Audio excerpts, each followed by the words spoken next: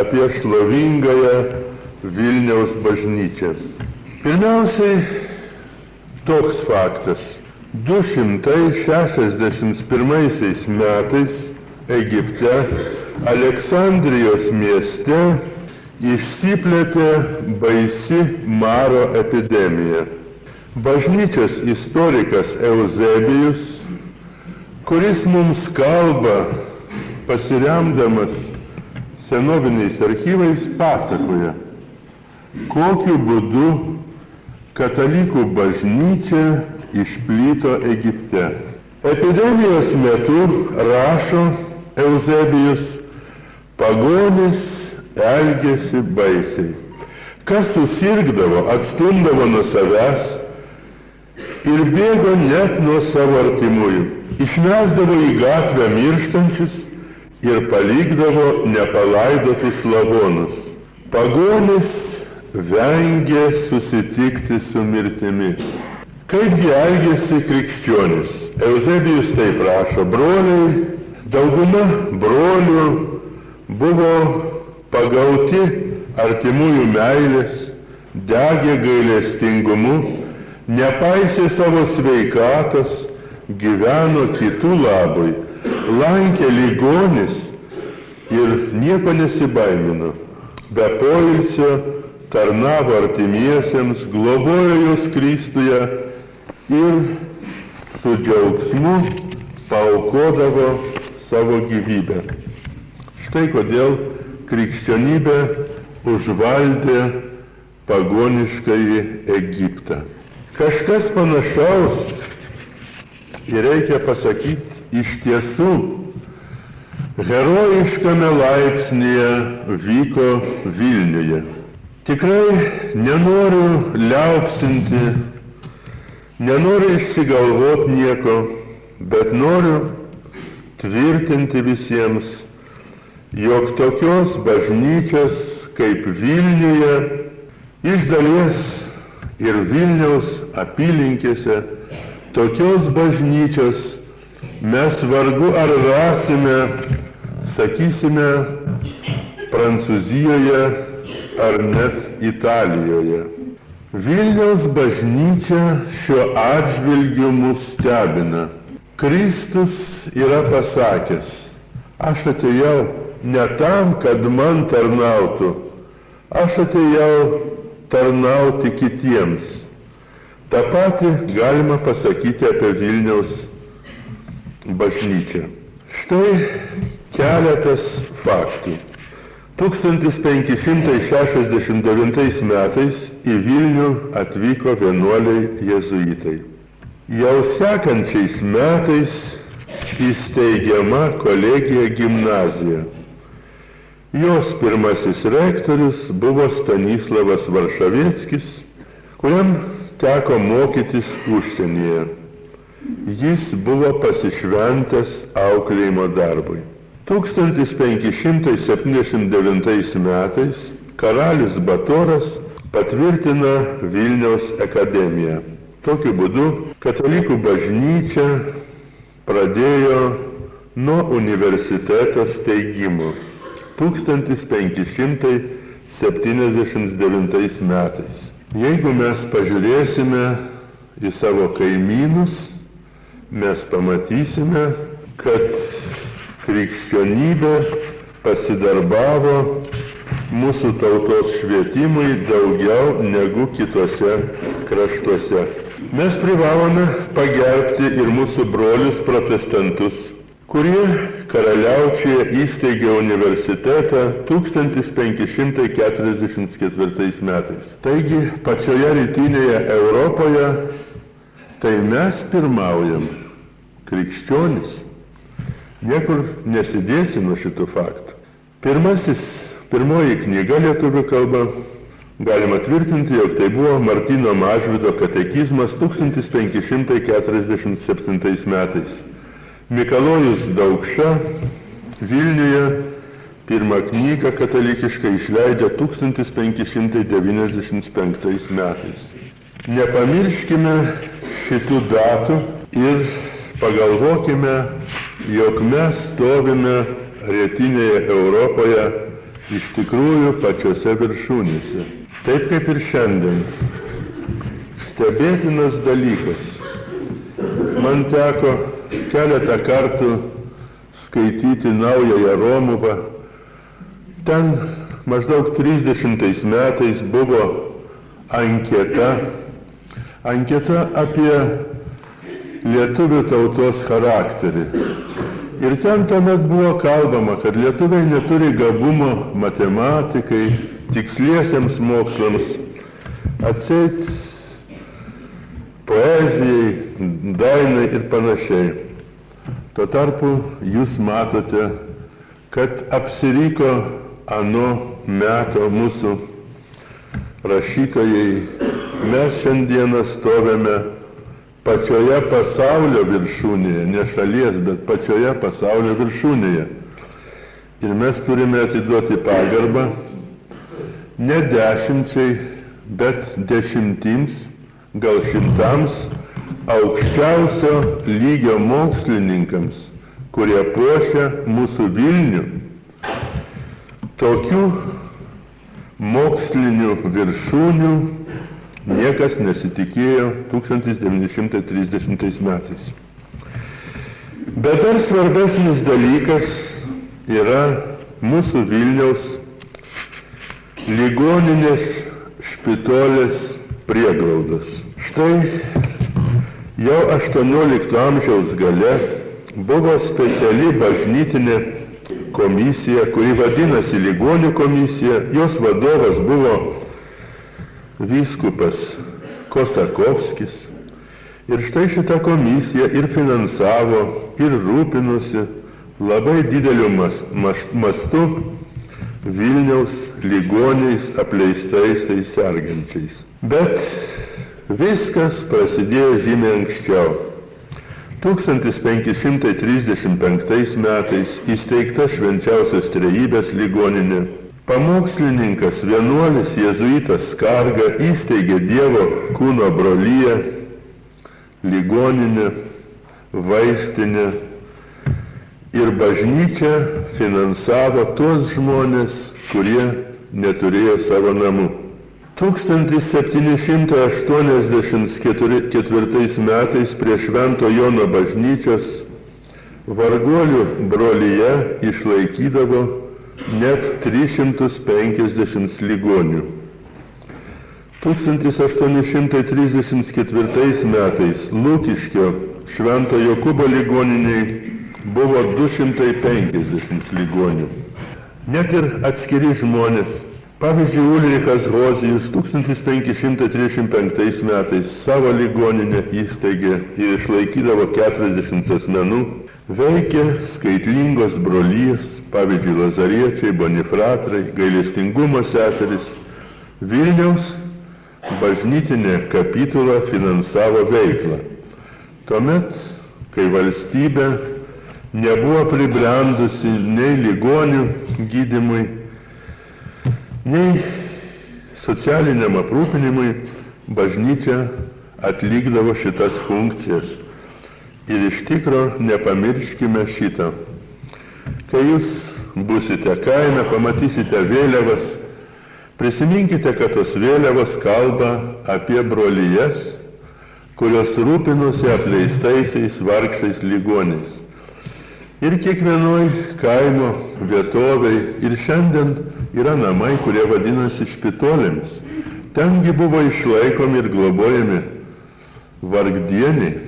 Nepamirškime, kad Jonas iš kunigaikščių, Žygimanto sūnus, yra organizavęs pirmasias mokyklas ir reikalavo, kad prie kiekvienos klebonijos būdavo mokomi jaunuoliai ir būtent ne tik lenkų kalba, bet būtų mokomi ir lietuvių kalba, kad bent žinotų Evangelijas ar apaštalų laiškas.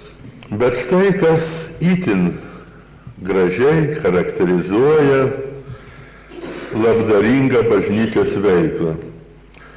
1711 metais baisaus maro metu Nepaprastą kilnumo paminklą pasistatė broliai Rochitai. Jų vadovai buvo sekantis. Jie verti jų pavardžių paminėjimo. Jarolavičius, Stulpinevičius, Fabrezas, Butkevičius, Rutkevičius, Gudavičius, Sirevičius ir Augustinavičius. Jie visi žuvo maro metu. Stulpinevičius, veždamas su vežimėliu lavonus, nuo tilto įkrito į nerį ir prigėrė. Reiškia, mums Lietuvoje yra būdingi tokie absoliučiai pasiaukoję artimui žmonės. Tokių pavyzdžių mes turime labai daug. Man teko skaityti apie Paryžiaus ligoninės Vincento Pauliečio laikais. Reikia pripažinti, kad nepaisant šito turtingo miesto, turtingos šalies, ligonių būklė tenai buvo baisi. Praktiškai tai buvo kalėjimas, o tuo tarpu Vilniuje mes turime žinių, kad bažnyčia stengiasi, kad niekam nereikėtų žiemą, rudenį nakvoti gatvėje. Jeigu parodydavo bent kiek pastangų, visi žmonės galėdavo gauti nakvynę ir maistą. Štai koks faktas įdomus. 18 amžiaus gale Vilniuje buvo apie 100 špitolių, didesnių ar mažesnių. Visa tai liudija, koks buvo didelis bažnyčios labdaringumo mastas. Žmonės tikrai parodė tikrą krikščionišką tikėjimą darbais. 1830 metais kūdikėlio Jėzaus brolija, pavyzdžiui, išlaikydavo pamestinukus ir turėjo 143 berniukus ir 146 mergaitės. Kartais mūsų netikintieji mėgina spekuliuoti bažnyčios ardomąją veiklą, mėgina spekuliuoti karčiamomis, kurias išlaikydavo ne tik ponai, bet ir klebonai. Dažnai bažnyčia kaltinama kova su medicina. Visa tai, brangieji, yra sąmoningas melas. Tikras istorikas be abejo privalo visada aiškinti įvykius atsižvelgdamas į laikotarpio, į laiko sąlygas. Negalima statyti tų pačių reikalavimų viduramžiams, 16-17 amžiui, ir sąlygos, ir medicina buvo kitokia, ir žmonių galimybės, ir pajamų klausimas. Juk jis ir mūsų laikais ne visuomet buvo sprendžiamas idealiai. Ačiū Dievui, kad liovėsi degtinės marios, degtinės potvynis. Ačiū Dievui, bet juk tas potvynis buvo mūsų laikais. Tai kodėlgi pulti bažnyčią, jeigu anais laikais anaiptol nebuvo kaip šiandien, kada žmonės kiekvienu atveju kreipiasi su mišiom į kunigą. Ir kunigai gyvena tiesiog puikiai. Labai fain, kad atėmė klebonijas turtingas, labai puiku, kad atėmė žemės iš kunigų. Buvo daug žmonių, kurie tiesiog vaitodavo. Kam tos žemės, kam tas biznis ir taip toliau. Juk buvo daug žmonių, kurie visiškai anais laikais nenorėjo nei šitų klebonijų turtingų, nei žemių, nei tvartų. Ir mes turime šiandieną tai įvertinti. Šiandieną kunigams gyventi yra geriau negu anuomet. Mažiau tokių žemiškų interesų, mažiau rūpinimosi gyvuliais, tvartais ir taip toliau. Man teko peržiūrėti Kamajų parapijos, ten, kur gyveno, mirė kunigas Strazdelis kaip altarista, Kamajų parapijos finansinės knygas. Ir štai kas įdomu, besikuriant nepriklausomai Lietuvai, dokumentai rodo, klebonai buvo išvien užimti tvartų statybą, tvoroms, gyvuliams, surašytos kainos, išlaidos. Iš tikro viskas buvo sukoncentruota tuomet žemės ūkiui. Ir dar sykį noriu pabrėžti, kunigai mišioms gaudavo palyginti retai, kur jos reikalavo žemės sergėti, rūpintis jomis. Ir kunigai buvo pavirtę ūkininkais. Ir dokumentai rodo, kad iki kokių 1930 metų klebonai praktiškai buvo ūkininkai. Ir išlaidos ir pajamos sukasi ties tvartais ir gyvuliais. Tik tai po 30 metų Kamajų bažnyčioje buvo pradėta statyti pirmieji altoriai, procesijoms, vėliavos ir taip toliau. Tai yra kažkoks charakteringas rodiklis mūsų kraštui.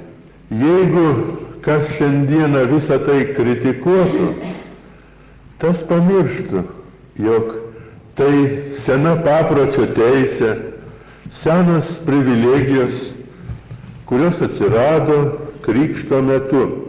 Ir bažnyčia buvo susieta su pragyvenimo reikalu, turėjo naudotis žemėmis, ežerais, turėjo laikyti gyvulius ir panašiai. Ir nereikia šiandieną tuo piktintis. Tokia buvo situacija Jogailos, Vytautų ir kitų kunigaikščių laikais. Ir ji negalėjo iš karto atmirti. Lengva šiandieną pasijuokti žmogų, ypač tendencingai. Va, kunigai, matot, tik klebonai buvo.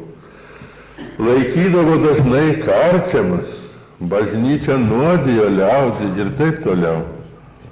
Visa tai sąmoningai reiškia, kad mes užmerkiam akis toms realijoms, kurios atsirado netrukus po krikšto.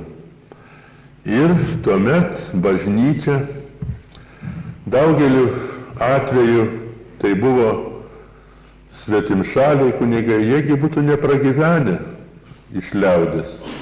Ir todėl buvo reikalingas visiškai kitoks aprūpinimas.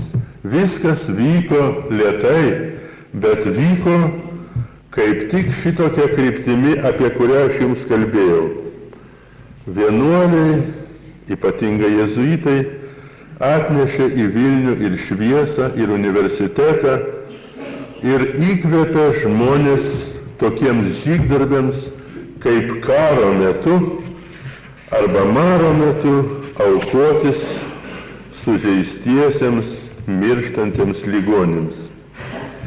Tie skaičiai yra iš tiesų imponuojantis.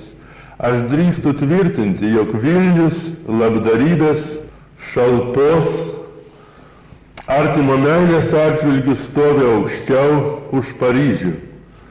Ir mums nėra ko kartais žemintis. Va, ten yra toks Paryžius, ten yra tokia bažnyčia ir taip toliau. Žinoma, proporcijos gal yra skirtingos, bet jeigu mes įsigilinsim, kažkodėl Vilnius teikia mums nepaprastą šviesos pavyzdį visai Europai. Ir tai nėra pagirimas, tai yra faktas. Kad Lietuvoje ir Vilnijoje iš tikrųjų ir bažnyčia, ir jos atstovai buvo nepaprastai pažangus. Aš noriu štai ką pasakyti. Mes dažnai mokomės, skaitom apie prancūzų revoliuciją. Ji pakeitusi Europos veidą, tik ji prancūzų revoliucija atnaujinusi Europą ir taip toliau. Ji prasidėjo 1789 metais. O štai čia prie Vilniaus, jūsgi žinote visi turgelius. Taigi prie Vilniaus turgeliuose Jau 1769 metais, reiškia gerokai prieš Prancūzų revoliuciją, kanauninkas Paulius Ksaveras Bžostovskis įsteigė, įsivaizduokit savo, Pavlovo Respubliką. Dar šiandieną ten stovi tos Republikos stulpai. Atrodo smulkus dalykas, bet tai yra principinis dalykas, kurio Europa nebuvo mačiusi. Ten buvo tikra savivaldybė, ten buvo savas teismas, sava kariuomenė. Įsivaizduokit mediciną, bankas su 30 000 lenkų zlotų kapitalu. Karalius Stanislavas Poniatovskis viešai padėkojo Bžostovskijui už tokias pastangas. Net iš užsienio, iš Prancūzijos, prancūzas Karosi buvo atvažiavęs stebėti, kas ten vyksta. Juk ten buvo kūriamos savivaldybės formos, ten buvo panaikinta baudžiama, ten buvo duotas toks impulsas, kurio nežinojo nei mūsų išgirtoji Prancūzija. Tuo metu valstiečius iš baudžiavos atleido ne tik Bžostovskis, bet ir Liutauras, bajoras Chreptavičius. Panašiai pasielgė ir vyskupas Masalskis savo dvaruose Mogiliovo srityje.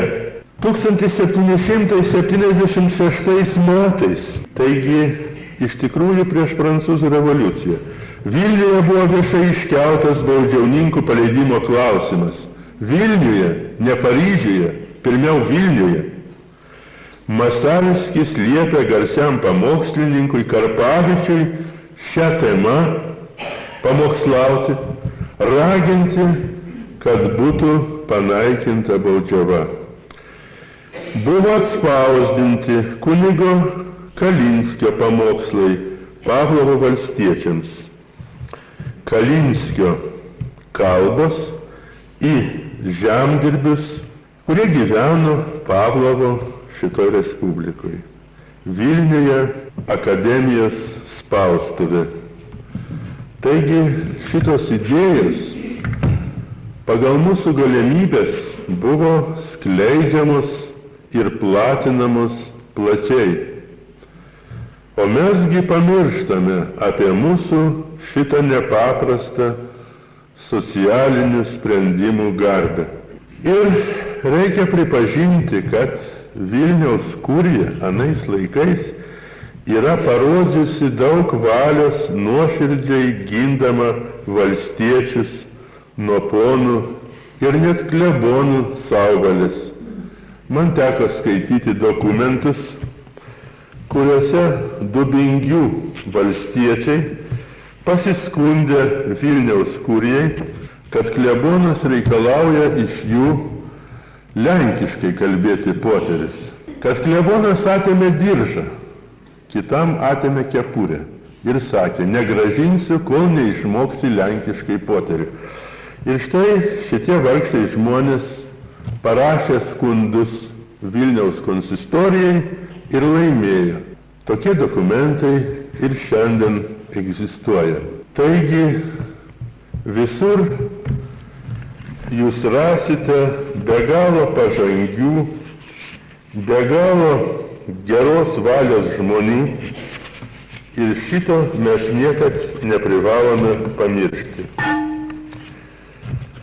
Iš viso, brangus tikintieji, mus kartais puola ateistai ir, sakysim, teisingai puola, jeigu kartais kunigas parodo žiaurumą, jeigu kunigas sako, va, gerai šitą bedievį nubaudė, jis susirgo, mirė, čia yra bjaurus dalykas, mes jį privalome be sąlygų pasmerkti. Mes negalim manipuliuoti Dievo gailestingumu. Ir jeigu pasitaiko, iš tikrųjų, jeigu taip pasitaiko, kad kunigas sako, va, šitas žmogus pasimirė, taip jam ir reikia, šitas dalykas yra smerktinas. Ir mes norime būti objektyvus. Pažiūrėkime vėl į istoriją.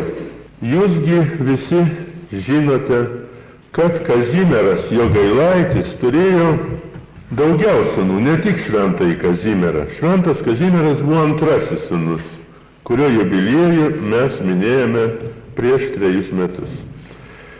Bet štai mes kažkodėl nenorim kalbėti apie 6-ąjį Kazimiero Jogailaičio sūnų Frideriką, kuris mirė daug vėliau 1503 metais.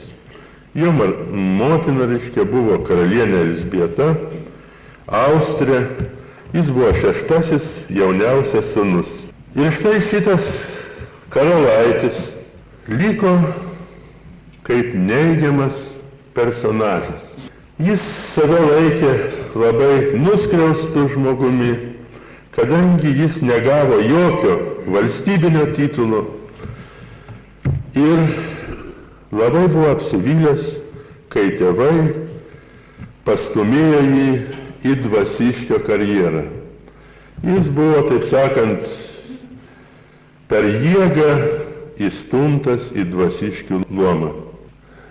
Jo gyvenimas buvo baisus ir mes šito neprivalome slėpti.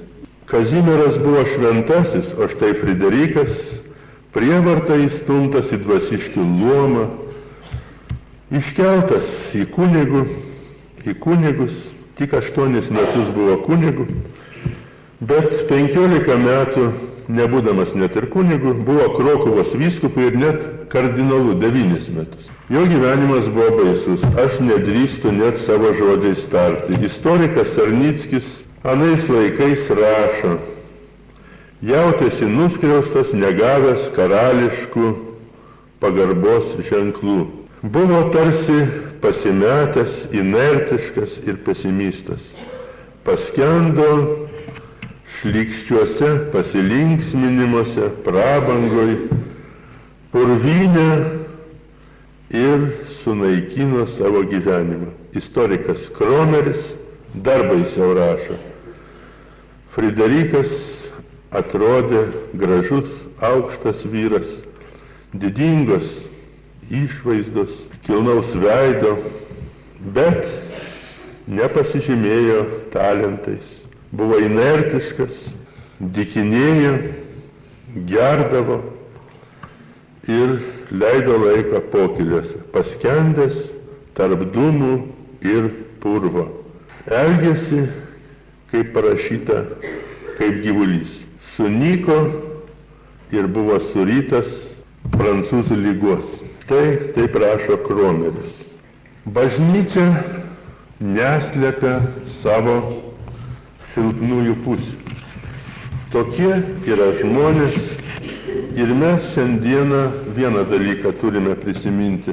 Jeigu mes savo pašaukimo neatliksime, mes visada statome save pavojun, pasmerkti save žuvimui, panašiai kaip žuvo 35 metų jaunas vyras, kardinolas, kunigaikštis Friderikas. Kiekvienas iš mūsų stovi prieš tokį pavojų, pražudyti save, pražudyti savo artimuosius, jeigu neatliks savo pašaukimo pareigų. Ir bažnyčia visų rimtumu mus visus įspėja. Frideriko pavyzdys sako mums, jeigu mes negalvosime apie savo vaikų auklėjimą, jeigu mes negalvosime, jog pareiga stovi aukščiau už malonumą, jeigu mes pasiduosime narkomanijoms, gerimui ir taip toliau, mes pakartosime Frideriko žlugimo kelią. Bažnyčia tai mus šiandien įspėja, baigiantis jubiliejaus metams. Ir bažnyčia kreipia mūsų žvilgsnį į pareigos vyrus.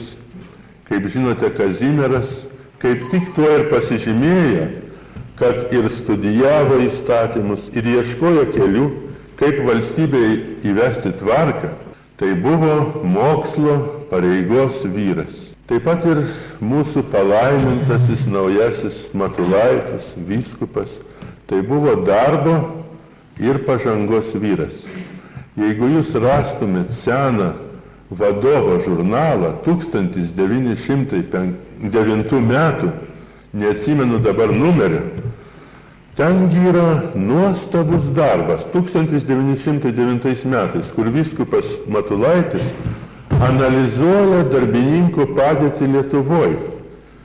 Ir jis sako, jeigu jiems nebus sudarytos deramo pragyvenimo sąlygos, jeigu bažnyčia nieko nepadarys jų labui, kad juos laikytų visi žmonėmis, vertais deramos padėties, šita ir bažnyčia, ir šita tauta stato save sunaikinimo pavojų. 1909 metais arkivyskupas Matulaitis buvo ir tolimatantis, ir išmintingas. Ir jo šitas darbas apie socialinį teisingumą ir pagarbą, kuri priklauso tikinčiam žmogui, stebina. Tai buvo analizė verta didžiausio sociologo. Arkivyskupas Matulaitis nebuvo su baltom pirštinaitėm šventasis. Iš tikrųjų, tai buvo tiesos ieškotojas, kuriam visų pirmiausia rūpėjo mūsų tautos problemos.